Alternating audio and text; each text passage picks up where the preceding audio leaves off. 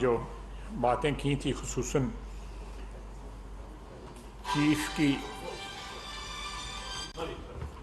Chief की appointment के हवाले से, उसके ऊपर बातचीत हुई थी। लेकिन कल if I am not wrong वो अपनी बात को उन्होंने नए मतलब जो है वो पहना दिए। ये एक सोची समझी स्ट्रेटजी के तहत किया जाता है कि पहले अटैक किया जाए, अदारों को कंट्रोवर्शियल बनाया जाए, उनको मुस्महिल किया जाए और रिएक्शन देखा जाए, और उसके बाद जो है उसमें कुछ जमा तफरीक करके कहा जाए जी कि मैंने तो मेरिट की बात कही थी। कम से कम मेरी होश में को एक दो के अलावा Pakistan army, Pakistan navy, Pakistan air force में सारी की सारी तकर्रियाँ जो हैं मेरिट पे हुई हैं। पहला, दूसरा या तीसरा या चौथा, जो भी 4 या 5 नाम आते हैं, और फौज की क़यादत भेजती है, वो नाम सीनियरिटी के हिसाब से भेजती है।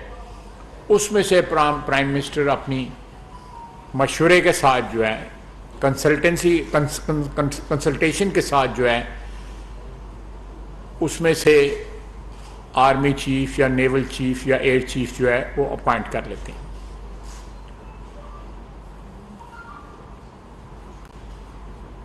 अब हालात ये हो गए हैं कि इनके करीब तरीन लोगों से जब टीवी पे पूछा जाता है कि इमरान साहब ने कल क्या कहा था और आप क्या कमेंट करेंगे, तो वो आगे से कहते हैं जी हमें सुना ही नहीं है, हमें पता ही नहीं है कि इमरान खान साहब ने क्या, मेरी उस वक्त कहीं कमिटमेंट थी ज़ाती, मैं वहाँ पे गया हुआ था। कोई कहता है जी कि मुझे उसका कॉन्टेक्स्ट नहीं पता, कोई कुछ कहता है। लोग कतराते हैं इनकी बयानात के ऊपर जो है कमेंट करते। और परसों तो प्रेसिडेंट ऑफ पाकिस्तान जो इनकी पार्टी के मुंतखब हैं, उन्होंने भी अपने आप को डिसएसोसिएट किया जो इमरान खान साहब ने कहा।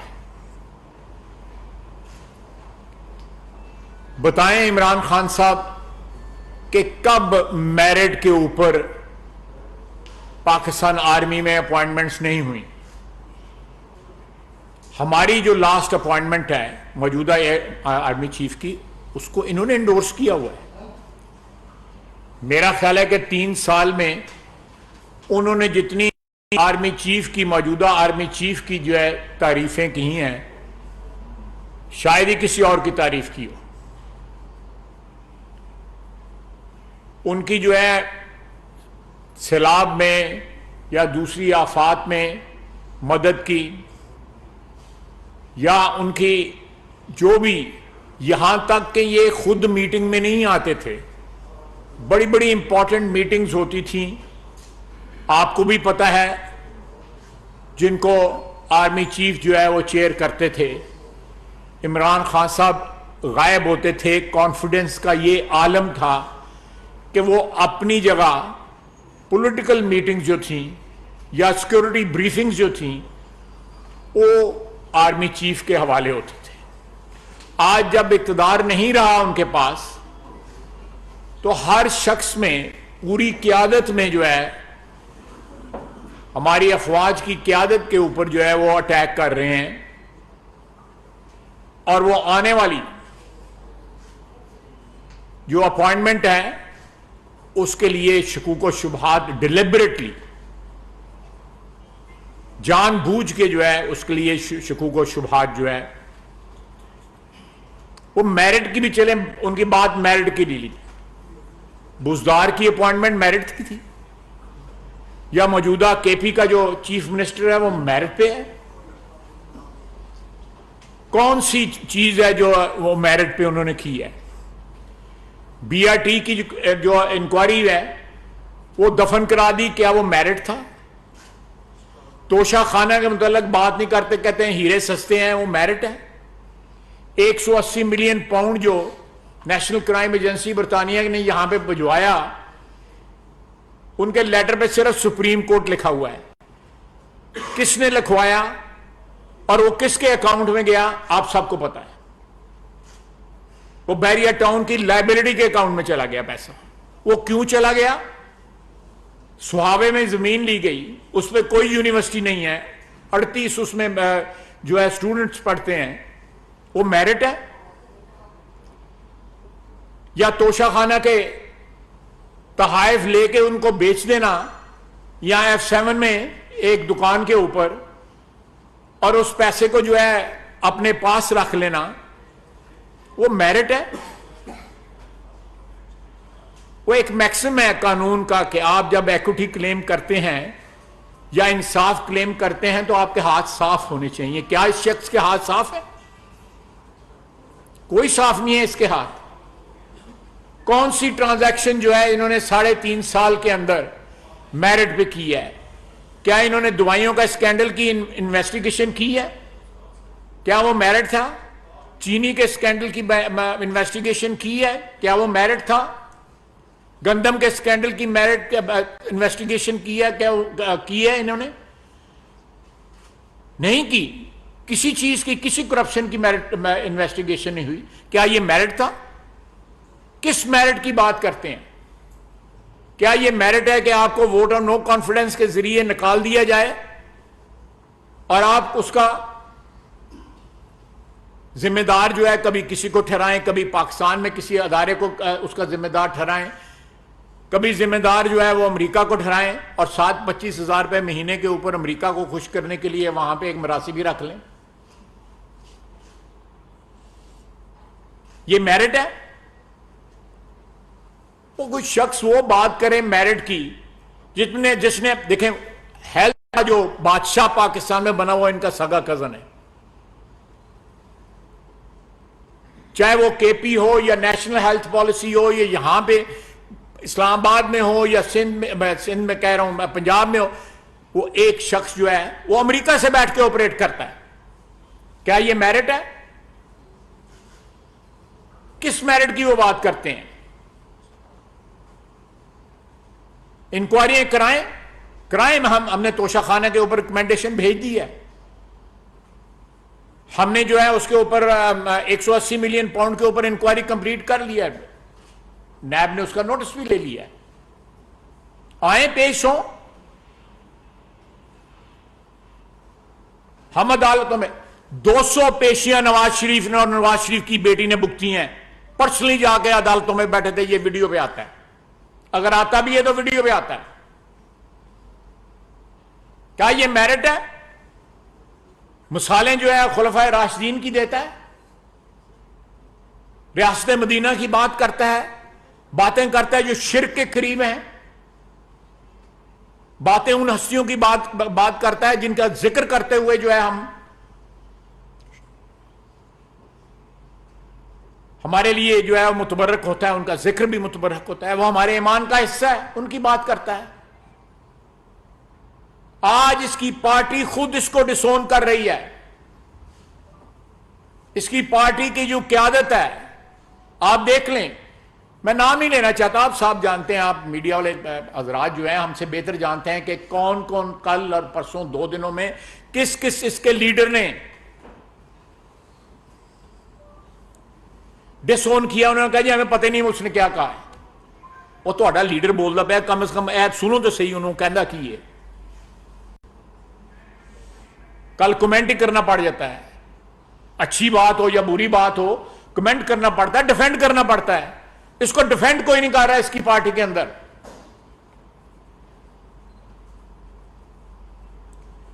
तो मैं मुख्तसर, क्योंकि इन्होंने कल बयान जो है आपने उसकी तस्दीक करने की कोशिश की है या उस पर कलाबाजी लगाने की कोशिश की है, लेकिन ये मैं आपको बात बता दूं, ये डिलिबरेटली किया जा रहा है, जानबूझ के किया जा रहा है कि पहले अटैक किया जाए, उसके बाद कहा जाए कि मेरा ये मतलब नहीं था, मेरा ये मतलब था। नवाज शरीफ की चॉइस को एंडोर्स करते हैं, उसकी तारीफें करते हैं, और आज कहते हैं कि नवाज शरीफ और जरदारी साहब जो हैं अपनी करप्शन के तहफ़्फ़ुज़ के लिए जो है ना, इस तरह की कोई बात नहीं है। यहां पे अदारे मौजूद हैं और वो अदारे इसकी करप्शन की जो है वो तहकीकात कर रहे हैं। तहकीकात जो है ना सिर्फ फॉरेन फंडिंग के केस में जो चीजें शामिल हैं, उससे बहुत आगे चीजें चली गई हुई हैं, वो सारी की सारी सामने आएंगी और सारे का हिसाब होगा। ज्यादा देर नहीं लगेगी। मैं मिफ्ता इस्माइल साहब को कहूंगा कि वो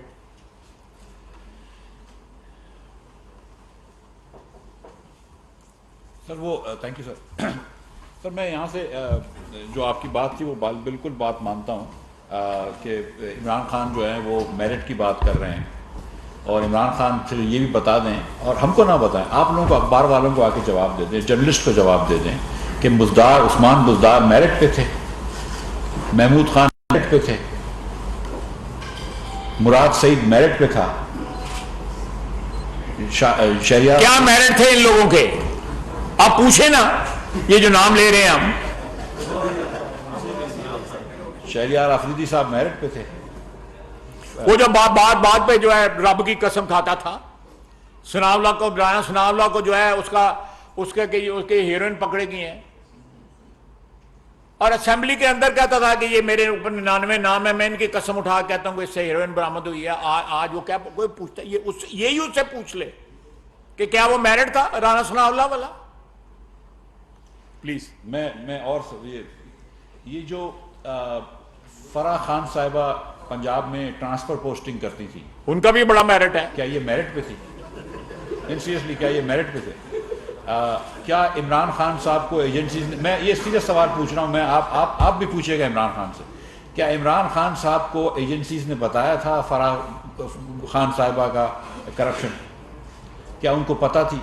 क्या इमरान खान नहीं चाहते तो वो करप्शन कर सकती थी? क्या वो ट्रांसफर पोस्टिंग कर सकती थी? ये सवाल है सीधा कि क्या वो पैसे लेती थी ट्रांसफर पोस्टिंग के, हाँ या ना? क्या इमरान खान को पता थी, हाँ या ना? क्या इमरान खान की मर्जी के बगैर वो ट्रांसफर पोस्टिंग कर सकती थी, हाँ या ना? क्या वो मेरिट पे थी? इसी तरह फिर एक सवाल उठता है कि ये जो खावर मानेका साहब और उनके बेटे ये ट्रांसफर पोस्टिंग्स करते थे, ये लोगों को, आपको पता है कि ये उनका तो शुफा था ना यार, कि ये लोग जिस मर्जी एसी और डीसी को, जब इन्होंने चाहा डीसी को इन्होंने सस्पेंड करवाया है। एक दिन के अंदर प्राइम मिनिस्टर ऑफिस से ऑर्डर आते थे पंजाब चीफ मिनिस्टर के ऑफिस में कि ये इसको सस्पेंड करो। क्या ये ऑर्डर्स मेरिट पे होते थे? क्या ये जो इनकी मर्जी पे जो चीज़ें होती थी, ट्रांसफर पोस्टिंग, ज़मीनों के इंतकाल, ये मेरिट पे थे क्या? क्योंकि अब मेरिट पे बात निकली तो ये बात भी कर ले कि क्या इब्राहिम मानेका, खावर मानेका साहब जो ट्रांसफर पोस्टिंग करते थे, जो चीज़ें करते थे, जो इंतकाल करते थे ज़मीनों के, ये मेरिट पे थे या ऐसे ही थे? खान साहब ये बात करते हैं, आपको पता है सब इन्होंने एक से कई मरतबा बात करी कि BRT के अंदर, लाहौर BRT में चोरी हुई थी। 27 अरब रुपए का BRT लाहौर का बना था, 29 किलोमीटर लंबा। शहबाज शरीफ ने जो बनाया, शहबाज शरीफ ने बनाया, 29 किलोमीटर लंबा 27 अरब में बना था। खान साहब ने जो BRT पेशावर में बनाया वो 105 अरब रुपए का था। वो KP हुकूमत को, कुछ लोग कहते हैं 90 का बनाया, कुछ कहते हैं 77 का बनाया, लेकिन जो भी आप नंबर पकड़ लें, मुझे सिर्फ ये बताएं कि वो क्यों गए थे पेशावर हाई कोर्ट में और सुप्रीम कोर्ट में इन्वेस्टिगेशन रुकवाने? अगर आपको सिर्फ चोर मालूम करना हो तो इन्वेस्टिगेशन होने देते, आप क्यों गए थे? आपने क्यों नैब के अंदर जाके इन्वेस्टिगेशन इसको नहीं होने दी? ये एक जवाब देना खान साहब कि ये BRT में किसको प्रोटेक्ट कर रहे थे? ये बात पता चलनी चाहिए कि इसमें जुल्फी बुखारी साहब का क्या इंटरेस्ट था। ये अगर आपको याद हो, अगर आपने टीवी पे देखा हो, इस रिश्ते को उन्होंने डिसओन किया और ये उसी वक्त कर दिया था उन्होंने जब ये सारा कुछ जो है सामने इसका सारी चीज़ों का इंकशाफ हुआ था। उन्होंने कहा जी कि मेरा उस वक्त से कोई ताल्लुक़ नहीं है जब ये रिश्ता जो है वो कायम हुआ था। तो इसलिए मैं समझता हूँ कि चौधरी साहब को इस बहस में या इस जो है वो तनाज़े में जो है उनको इन्वॉल्व करना जो है मेरे ख्याल है उनके साथ नाइंसाफ़ी होगी। आप अगर उनके शहर के हैं, गुजरांवाला डिवीज़न के हैं, मैं भी गुजरांवाला डिवीज़न के हूँ, चौधरी साहब बड़े पुराने हमारे साथी हैं, 3-4 दफ़ा वो वज़ीर रहे हुए हैं और उन्होंने इस रिश्ते से अपनी जो है लातल्लुकी का इजहार जो है बरमला एक टीवी प्रोग्राम पे किया हुआ है, मुझे अब याद नहीं है कौन सा टीवी, लेकिन मैंने खुद सुना हुआ है। जी आप और राहुल नुमान साहब। ख्वाहिश साहब, मेरा नाम राहुल नुमान है, मैं रैनियर खान से मेरा ताल्लुक़ है। मेरा सवाल ये है कि आया कि PDM के रिसेंटली इजलास में ये फैसला हो चुका है कि आर्मी चीफ साहब को 1 साल की एक्सटेंशन दी जा रही है, और जो मतवक्के दौरा है शहबाज शरीफ साहब का लंदन का, क्या उसकी की ये कड़ी है? दूसरा सर, ये भी थोड़ा सा वादे करें कि क्या PDM ने ये भी फैसला कर लिया है कि पंजाब का वज़ीर आला चेंज किया जा रहा है, हमजा शहबाज साहब नए वज़ीर आला होंगे? ये सर ये आपके सप्लीमेंट्री इसका मैं इसी सवाल में जी फरमाएं। जो आप जिस तकरीर का आप हवाला दे रहे हैं इमरान खान की, वो हमने तो कहीं नहीं सुनी, क्योंकि किसी टीवी चैनल में दिखाई नहीं। एक तो ये बता दें उन्होंने कहा क्या है जिसके ऊपर तनकीद हो रही है? इसका सवाल मिलता नहीं हो, सवाल का जवाब देना था ना उस वाले का। सुने जी सुने, मैं उनका जवाब दे लूं। मैं उनका हमने सुनी नहीं, आपकी तकरीर हमने सुनी हुई है। मैं उनका जवाब दूं, मैं आपका भी सवाल का जवाब दूंगा। हाँ जी प्लीज जरा रिपीट कर दे। मैं मुझे मेरा साथ ही PDM के रिसेंटली जो इजलास जी, मैं उस इजलास में इस किस्म का कोई फैसला नहीं हुआ कतई तौर पे। दूसरा जो है हमजा शहबाज शरीफ के दोबारा वज़ीर आला बनना, उसका भी कोई फैसला नहीं हुआ। लंदन जाने का मियाँ शहबाज शरीफ के टूर का कम अज़ कम मुझे कोई इल्म नहीं है, इसका भी कोई फैसला नहीं हुआ। तो इसलिए आपके तीनों सवाल जो हैं उनका जवाब जो है नफ़ी में है। इस किस्म के ना कोई मीटिंग हुई है, ना कोई फैसला हुआ है, ना कोई कतई तौर पे इस किस्म को। जी आप बताएं। जो जिस तकरीर का हवाला दिया जा रहा है वो किसी टीवी चैनल में दिखाई नहीं। एक तो बता दें उन्होंने कहा क्या है, लेकिन आपने जो कहा है वो तो सारी दुनिया ने सुना है। आपने कहा कि इन्होंने हड्डियों से गोश्त भी नोच लिए हैं, और जो मियां जवेद लतीफ ने कहा वो भी सबने सुना है, और जो कहा गया कि वो खुडे लैंड लग गया है वो भी सबने सुना है। मुझे बताएंगे नहीं, मैं आपका सवाल बिल्कुल सर, मैंने इसी फोरम पे इस सवाल का 2 दफ़ा 3 दफ़ा जवाब दे दिया हुआ है, आप मौजूद थे। लेकिन मेरा ख्याल है आप उसका इयादा चाहते हैं, या भुल गए हो तो दोबारा मेरे को कहलवाना चाहते हो। तो मेरा ख्याल है कि मैंने आपको उस वक्त भी जवाब दिया था, आज फिर जवाब दे देता हूँ, सिर्फ आपकी फरमाइश के ऊपर, कि मैं उस वक्त एक सियासी हुकूमत थी और उस पॉलिटिकल हुकूमत का सरबराह जो था वो वर्दी वाला था। हम उसकी अपोजिशन में थे जनरल मुशर्रफ की। हम वो उस सियासत में हमारी अपोजिशन जो है बनती थी। कसूर उस शख्स का था जिसने अपने अदारे को अपनी कॉन्स्टिट्यूएंसी बना के सियासत में उसको घसीटा हुआ था। मेहताब भाई तो तसल्ली हो गई है। सर मेरा नाम मेहताब है। सर पहला सवाल ये है कि ये जो पॉलिटिकल स्टेबिलिटी के लिए इमरान खान साहब भी उसको पोलिटिसाइज कर रहे हैं और बातें कर रहे हैं, हुकूमत का क्या इरादा है कि कब तक आर्मी चीफ की तकर्री का फैसला जो है वो करेंगे? पहला सवाल तो ये। दूसरा ये है सर, आप करप्शन के बारे में बात कर रहे हैं कि इमरान खान साहब ने करप्शन की, आप गवर्नमेंट में हैं, आप कब तक सब्सटैंशियल किस्म के केसेस बनाएंगे और इस्टेब्लिश कर, और सिर्फ बनाएंगे नहीं, जैसी पॉलिटिकल विक्टिमाइजेशन पहले उतनी वैसे ना बने कि इस्टेब्लिश भी कर सके कि उन्होंने वाकई करप्शन किया। पहला सवाल कौन सा था? आर्मी चीफ की अच्छा फैसला कब तक होगा? देखिए ये फैसला जो है, मुझे जो 2 एक्सपीरियंसेस हैं उन दोनों एक्सपीरियंसेस में जो है 2013-2016 में ये आखिरी चंद दिनों में, बल्कि 2 दिनों में या 3 दिनों में फैसला हुआ था। एक्सरसाइज जो है वो 2-3 हफ्ते पहले स्टार्ट ज़रूर हो जाती है, बल्कि महीना पहले स्टार्ट हो जाती है। डोजियर्स वगैरह मंगवाए जाते हैं, उन डोजियर्स के ऊपर कंसल्टेशन होती है, लेकिन फ़ाइनल फ़ैसला जो है ना, मेरा जो एक्सपीरियंस है वो ये है कि आखिरी 24 घंटे या 48 घंटे में जो है वो वज़ीर आज़म साहब जो है सारी कंसल्टेशन के बाद जो है अपना माइंड मेकअप करते हैं और वो फाइनलाइज जो है 29 नवंबर को जो है वो अनाउंस हो जाता है। मुझे नहीं इस कथित तौर पे इस चीज़ का इल्म कि जी कोई इससे वेरिएशन इस दफ़ा होनी है, मेरे इल्म में नहीं है। मेरा ख्याल है, आई एम जस्ट स्पेकुलेटिंग, कि वेरिएशन की इतनी कोई ज़रूरत नहीं है प्रोसेस की जिस तरह आप कह रहे हैं। मैं समझता हूँ कि ये बहस जो है उसको ख़त्म होना चाहिए।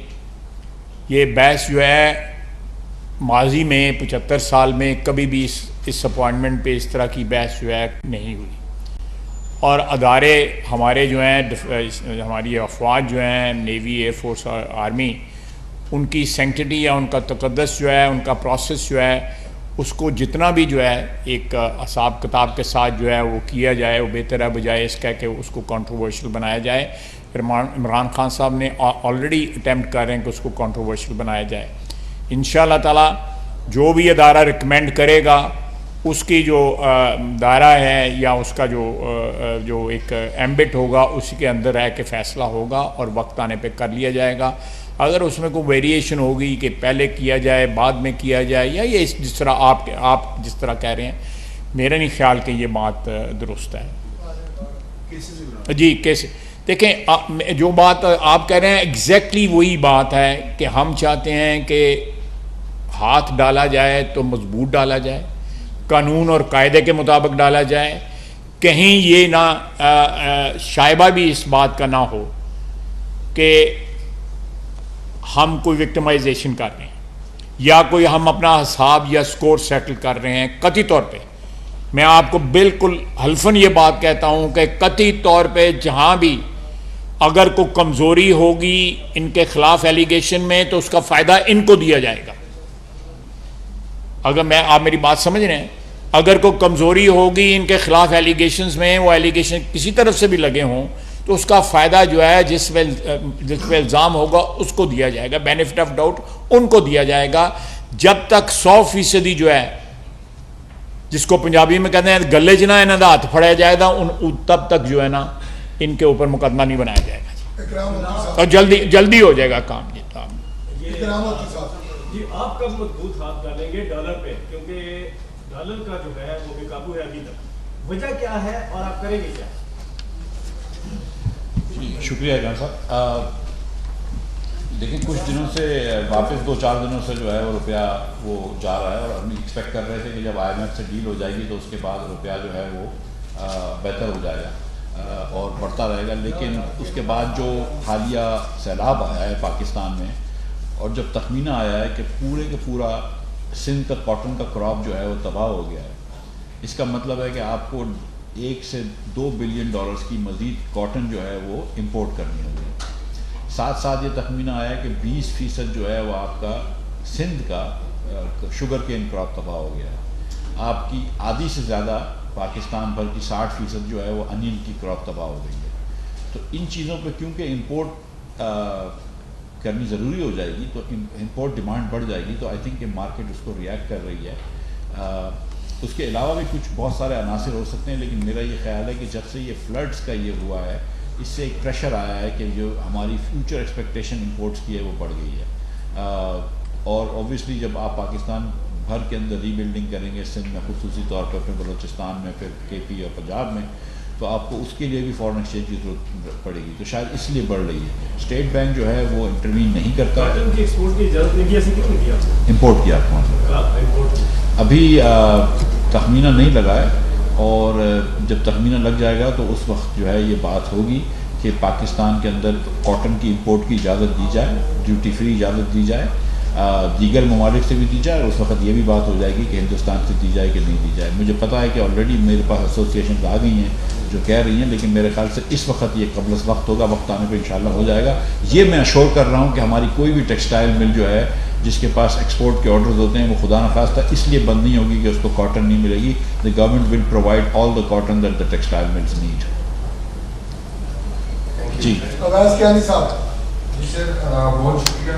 2 छोटे से सवाल हैं। पहले ख्वाजा साहब से, ख्वाजा साहब आप मेरे नाल रोजाना निबड़ते रहते हो, निबड़ दो। नहीं, मैं तो सर इनके सामने ज़्यादा पेश होता हूँ। आप अब इस भाई आपने बात किया कि डिसऑन किया जा रहा है बयान को उनके साथियों की तरफ से, और बहुत से उनके ऐसे लोग हैं जो स्टेट में रिजल्ट नहीं आ रहे। ये बात को कर रहे हैं जी, आप कहें। शाह महमूद कुरैशी साहब होते थे सर, वो आजकल रिजल्ट नहीं आ रहे, उनके हवाले से बताइएगा क्योंकि आपको मालूमात हैं। और मिर्जा साहब ये बताएं कि इमरान खान साहब मुसलसल अपने ये तुहानू कित्थों पता लगेगा कि मेरी मालूमात इन्होंने सर मिर्जा साहब ये बताएं कि कल भी इमरान खान ने जो है IMF का जिक्र किया है कि IMF जो है अब इकॉनमी पे ये बात कर रहा है, IMF ये बात कर रहा है, एक तरफ आप कहते हैं कि जी जो इकॉनमी को डिट्रैक्ट करने में इमरान खान है, तो आप उसी IMF को यूज करते हुए वो आपका तकलीफ कर रहे हैं। खान साहब जवाब दे दें, शाह महमूद को कुछ जवाब नहीं सर। ये IMF का आप देंगे, IMF का मैं दे। देखें, शाह महमूद कुरैशी साहब से कामरान खान साहब ने पूछा और उन्होंने आगे से कहा जी कि मुझे इसका कॉन्टेक्स्ट नहीं पता। जो शख्स जो है वो अपने लीडर उनका नवाज शरीफ साहब ही ने चंगा ना लिया, शाह महमूद कुरैशी साहब बत्ती टुर गई है। ये मैं जारी रखूं जी? आवाज ऊंची कर ले। देखें, ये उनके लीडर जो है मियां नवाज शरीफ भी रहे हुए हैं, उनके लीडर बेनजीर भुट्टो साहबा शहीद भी रही हुई हैं,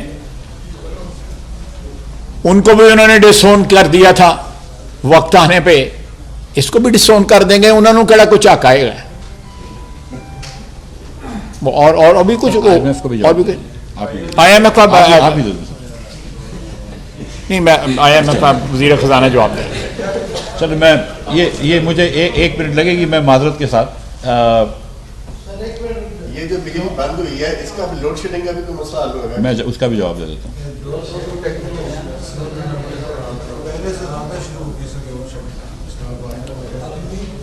मैं दोनों जवाब दूंगा। ये लाइट आएगी भाई तो उसके बाद जवाब दे देता हूँ।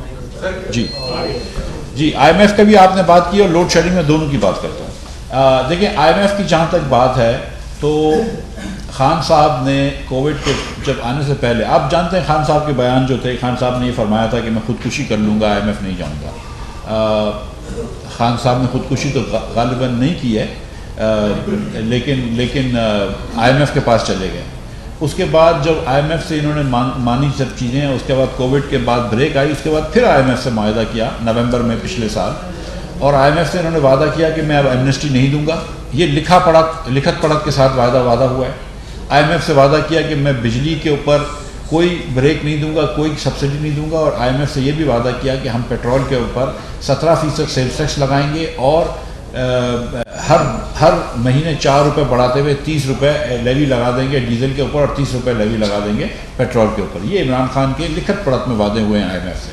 जब फरवरी के महीने में खान साहब ने एक दिन डिसाइड किया तो उन्होंने ये IMF से एग्रीमेंट तोड़े, अपने चाहने वालों को, दोस्तों को, ATMs को इन्होंने एमनेस्टी दी, नंबर 1। उस वक्त जबकि इकॉनमी ऑलरेडी ओवरहीट कर रही थी, कोई जवाब नहीं था माँ सिवाय इसके कि आप अपने दोस्तों को सिर्फ पैसे देना चाह रहे हैं, आपने एमनेस्टी दे दी। नंबर 2, आपने 5 रुपये बिजली के ऊपर सब्सिडी दे दी, और नंबर 3, आपने गैस और पेट्रोल और डीजल जो है वो आपने सस्ता कर दिया। अब पीछे से पेट्रोल और डीजल महंगा होता रहा, एक वक्त था कि 120 अरब रुपया अप्रैल के महीने में नुकसान हुआ हुकूमत को, जो वफाकी हुकूमत चलाने के 3 गुना ज़्यादा खर्चा था। अब पाकिस्तान को दिवालिये की नहज पे छोड़ के गए हैं, जहाँ से शहबाज शरीफ लेकर आया है पाकिस्तान को। आज आप सब ने देखा है, ब्लूमबर्ग की रिपोर्ट थी कि Pakistan was the 4th likeliest country to default. ये आप तमाम लोगों के पास ये खबर आई है, ये ब्लूमबर्ग कह रहा था, हम नहीं कह रहे थे, कि दुनिया में 4थे नंबर पर डिफॉल्ट का मुल्क जो था वो पाकिस्तान था, और श्रीलंका उसमें से डिफॉल्ट हो चुका था। ये आप सब ने देखा है। अल्लाह ताला की मेहरबानी से वहाँ से आज हम यहाँ पर लेकर आए कि कोई डिफॉल्ट की बात नहीं करता है। अल्लाह ताला की मेहरबानी से वहाँ से हम लेकर आए कि इस फ्लड के बावजूद भी Pakistan is meeting every single international obligation, ये हम कर रहे हैं। उसके बाद हमने यहाँ पर जब आए तो बिजली रिस्टोर करी। खान साहब कोई लंबा मुआहदा नहीं करके गए थे, ना गैस का, ना पेट्रोल का, ना डीजल का, किसी चीज़ का नहीं करके गए थे, कोयले का भी नहीं करके गए थे। और दुनिया भर में महंगी तरीन बिजली हो रही थी, और साथ साथ सोलर 3 साल से कम हो गया था। इन्होंने 1 किलोवाट सोलर का जो है वो लार्ज स्केल पर प्लानिंग नहीं करी, कोई सोलर नहीं लेकर आए पाकिस्तान के अंदर। दुनिया चले गई सोलर पे, और ये खान साहब यहीं बैठे रहे, बस हमको बुराइयां करते रहे, हमको गालियां देते रहे। इनकी फिक्र ये थी कि ख्वाजा आसिफ जेल गया, शहबाज शरीफ जेल गया, नवाज शरीफ जेल गया, मिफ्ता भी जेल गया, मिफ्ता जेल चला गया, इसने खाना क्या खा लिया। ये इसकी इतनी छोटी जहनियत थी कि ये लिखवाते थे कि खाना क्या आता है हमारे घरों से, ये लिखाया जाता था, आपको पता है कि हमारे घरों से खाने क्या आते हैं। आप सोचें कि ये जहनियत के लोगों को हमने हुकूमत दी हुई थी, तो जाहिर है पाकिस्तान दिवालिये के नहज पे पड़ा था। उधर से अल्लाह की मेहरबानी से हम वापस लेके आए। लोड शेडिंग हो रही है, अगर लोड शेडिंग ना हो, मैं आपको बता दूं क्या हो, लोड शेडिंग ना हो तो बिजली बनती है तो 60 रुपये यूनिट बनता है, फर्नेस ऑयल की बिजली इस वक्त 60 रुपये यूनिट, अगर जामशेरों का प्लांट चलाओ 60 रुपये वेरिएबल कॉस्ट है वो बिजली बनाने की। जब वो आपको ट्रांसफ़र करते हैं तो ये, मैं खालिद साहब बैठे हैं, मैं इनके सामने कह रहा हूँ 21% पे ये आए थे। ख्वाजा साहब जब लास्ट टाइम वजीर बने थे तो 21% ट्रांसमिशन डिस्ट्रीब्यूशन लॉस था। अल्लाह ताला ने बहुत मेहरबानी फरमाई, हमने ये बिजली भी इतनी लगा दी लेकिन 3% हमने ट्रांसमिशन डिस्ट्रीब्यूशन लॉस भी कम कर दिया। 21 से 18 पे आ गए, ये वापस 19 पे लेके गए थे।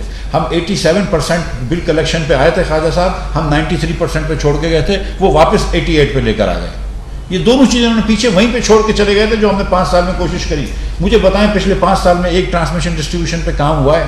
कोई एक इन्होंने कोई अच्छा ट्रांसमिशन लगाया, प्रोजेक्ट लगाया? कोई इन्होंने एक जगह डिस्ट्रीब्यूशन बेहतर करी है? कोई एक जगह पे इन्होंने कहा हो कि हमने यहाँ पे बिल कलेक्शन अच्छी करी कि फना फीडर जो है उस पर बिल कलेक्शन अच्छी हो गई? कोई एक दिखा दें डिस्को हमको, आयस को, फेस को छोड़ दें आप सिंध की डेस्को, उसको कोई एक दिखा दें हमको डिस्को जहाँ पे इन्होंने बिल कलेक्शन अच्छी करी हो। हर जगह तो पीछे छोड़ के गए। 1077 अरब रुपया पिछले साल फाइनेंस मिनिस्ट्री ने उनको दिया है पावर सेक्टर को। IMF के हिसाब से 850 अरब रुपए का सिर्फ सर्कुलर डेट हुआ है, जो हमने पैसे दिए तो इसलिए कम एडिशन हुई है। उसके बाद इस वक्त अगर आप चाहें तो लोड शेडिंग खत्म हो जाएगी, हम 60 रुपए किलोवाट की बिजली बनाएंगे। जो 20% एक निकालो तो 72 की हो गई, और 10% एक निकालो तो ये हो गई 80 रुपए की। 80 रुपए का यूनिट हो जाता है एवरेज पे।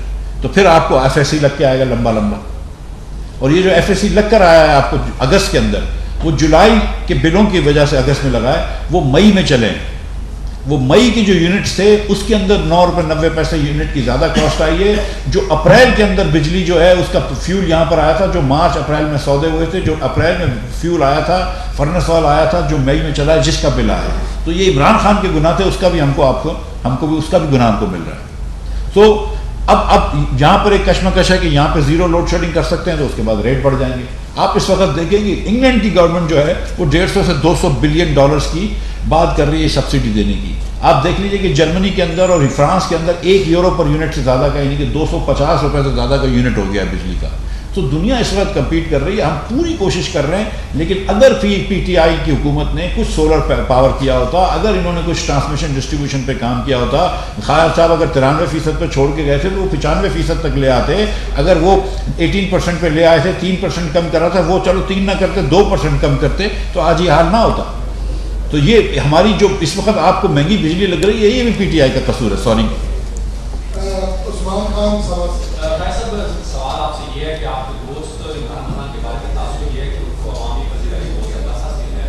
क्या ये भी एक खौफ हो सकता है कि उनको अगर हाथ भी डाला है कि कहीं अगर उनको गिरफ्तार किया जाता है तो उसका अवामी रद्द-ए-अमल बहुत ज़्यादा आएगा?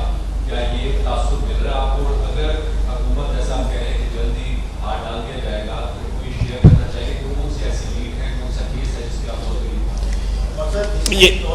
ये मैं नहीं कर सकूंगा हैंडल जो है ना। एक सवाल करना, एक उसका जवाब है, सप्लीमेंट्री क्वेश्चन की बाद में इजाज़त दे देंगे। ये उस्मान साहब देखें, ये खौफ कोई नहीं है, अल्लाह के फजल से खौफ कोई नहीं है, उसकी मेहरबानी होनी चाहिए। खौफ उसी का होना चाहिए, अल्लाह ताला की ज़ात का, और कोई खौफ नहीं है। ये इसकी आप ज़रा पॉलिटिकल जो सपोर्ट है उसके उतार चढ़ाव को स्टडी करें। मैं आपकी बात जो है तस्लीम करके कहता हूं कि जिसका वोट ऑफ नो कॉन्फिडेंस था, मुझे इनके बड़े अच्छे सीनियर लीडर ने कहा कि आज अगर हम इलेक्शन में जाएं उससे महीना 1.5 महीना कबल जो है अदनात की तरीके तो हमें 16-17 सीटें भी नहीं मिलेंगी, हमारा टिकट लेने वाला कोई नहीं होगा। इन्होंने बाउंस बैक किया। मेन उसका कॉज जो है महंगाई है, मेन उसका कॉज महंगाई है। बाकी जो इनकी सपोर्ट जो है वो थी, पहले भी थी, आज भी है। लेकिन जो मैं एक पॉलिटिकल वर्कर की हैसियत कहते हैं, जो स्विंग वोट था वो इनसे जुदा हो चुका हुआ था जो है। अब जो हालात जो इस तरह अनफोल्ड हो रहे हैं, आने वाले 1-2 महीने के अंदर इंशाअल्लाह ताला, मिफ्ता साहब ने जब जिस तरह अभी एक्सप्लेन किया है, ये इकनॉमिक जो है, ये इसका जो डाउन टर्न था वो इंशाअल्लाह ताला वो उसको हमने अरेस्ट कर लिया है, और इसको आहिस्ता आहिस्ता जो है हम महंगाई को अगले 2-3 महीने में बेहतर बनाएंगे। ये अल्लाह ताला की तरफ से है जो हमें सैलाब का सामना सारी कौम को इस वक्त करना पड़ रहा है, उससे भी निपटेंगे। लेकिन ये बात मैं आपको बिल्कुल 100% कहता हूं कि इकोनॉमिक जो है वो एक किस्म का जो है वो अप टर्न ज़रूर आएगा और हालात बेहतर होंगे, लोड शेडिंग भी ख़त्म होगी, बिजली के बिलों में भी कमी वाक़या होगी, पेट्रोल की उसमें भी कमी वाक़या होगी। ये पिछला जो मलबा था वो हमने तकरीबन साफ़ कर लिया है। दूसरा आपने कहा कि हम उसको हाथ डालेंगे बग़ैर किसी खौफ के।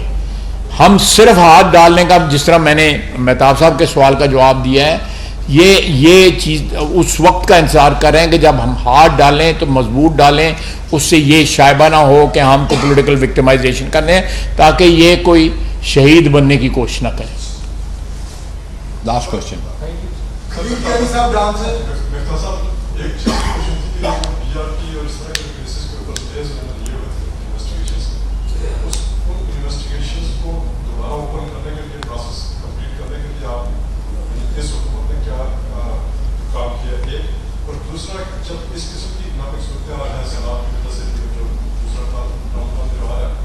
सारे की वजह से आपके ख्याल में क्या वाकई आप समझते हैं कि आगे 2-4 महीने में महंगाई के ऊपर तो फर्क पड़ेगा, और क्या आप IMF से इस इमरजेंसी सिचुएशन में ये कोई एडिशनल सपोर्ट देने का सोच रहे हैं? जी, मैं आज मैंने कहीं और भी बात कर रहा था तो मैंने ये बात की कि मुझे यकीन है इंशाअल्लाह ताला कि अक्टूबर से बिजली के निर्खों में कमी आएगी। बिजली के जो फ्यूल एडजस्टमेंट चार्जेस वगैरह होते हैं इसमें कमी आ जाएगी, और कुछ क्वार्टरली टैरिफ एडजस्टमेंट्स जो किए हुए थे वो भी कम हो जाएंगे। तो बिजली की निर्खें इंशाल्लाह अक्टूबर से कम हो जाएंगी। 1 महीना और जो है वो हमारे आवाम को तकलीफ बर्दाश्त करनी होगी, लेकिन बिजली के निर्खों में इंशाल्लाह अक्टूबर से कमी आ जाएगी, इसका मुझे कभी यकीन है। पेट्रोल और डीज़ल के अंदर जो है वो ज़ाहिर है कि इंटरनेशनल मार्केट के ऊपर डिपेंड करता है। जो आपने बात की कि देखें जो फ्लड्स आए जिससे अगर हमारी मिसाल के तौर पे अब कम हो गई हैं काफ़ी प्याज की प्राइसेस और अन्य टमाटर की प्राइसेस, लेकिन बहुत बढ़ गई थी। 280 रुपये तक, मेरे ख्याल से 300 रुपये तक प्याज पहुंच गई थी, अब शायद काफ़ी 150 रुपये के नीचे आ गई है, शायद 100 रुपये तक आ रही है। तो अब ये हालात के ऊपर भी है, हम क्या कर सकते हैं। मैं तो मुझे बताएंगे इस वक्त मैं आपको सच बताऊं कि फिर फ्लड्स इतना ज़्यादा जिम्मेदारी आ गई है फ्लड्स की। शहबाज शरीफ साहब के ऊपर रोज़ उसके ऊपर मीटिंग लेते हैं। यहाँ पर 40 लाख ख़वातीन को हम पैसे देंगे, 25-25 हज़ार रुपये, 70 अरब रुपये देंगे। वो भी हम कहीं ना कहीं बजट से लेके आएंगे, इससे हम डेफिसिट नहीं बढ़ने देंगे। 70 अरब रुपये अपने वसाइल से हम दे रहे हैं। तो ये पूरी कौम के ऊपर जिम्मेदारी आई है। अगर हमारे भाई बहन बलूचिस्तान में, सिंध में, साउथ पंजाब के 1-2 डिस्ट्रिक्ट्स में और KP में इस वक्त अगर खुले आसमान के तले सो रहे हैं तो उनकी मदद करना ज़रूरी है। कल 3 लाख टेंट्स का जो कि 10 अरब रुपए से ज़्यादा होते हैं उसका ऑर्डर दिया है NDMA ने, वो उसके भी आजकल में मैं उनको पैसे दूंगा। तो इस वक्त ये चीज़ें तो हमारी प्रायोरिटीज़ हो गई हैं। लेकिन मैं फिर जो ख्वाजा साहब ने बात की है कि लेकिन कुछ बेस इफेक्ट भी होता है। आप ये देखेंगे कि अक्टूबर से जब बिजली सस्ती होगी तो महंगाई में कमी आने की इंशाअल्लाह ताला हमको पूरी और वो है। और मैं 2-3 दिन से इन्फ्लेशन के ऊपर प्रेजेंटेशन दे रहा हूँ। वज़ीर आज़म साहब को भी कुछ प्लान्स बताऊँगा, कुछ ना कुछ इंशाल्लाह इस पे हाथ पैर मार रहे हैं तो कुछ काम करेंगे। लास्ट क्वेश्चन जी मैं आपको IMF से क्या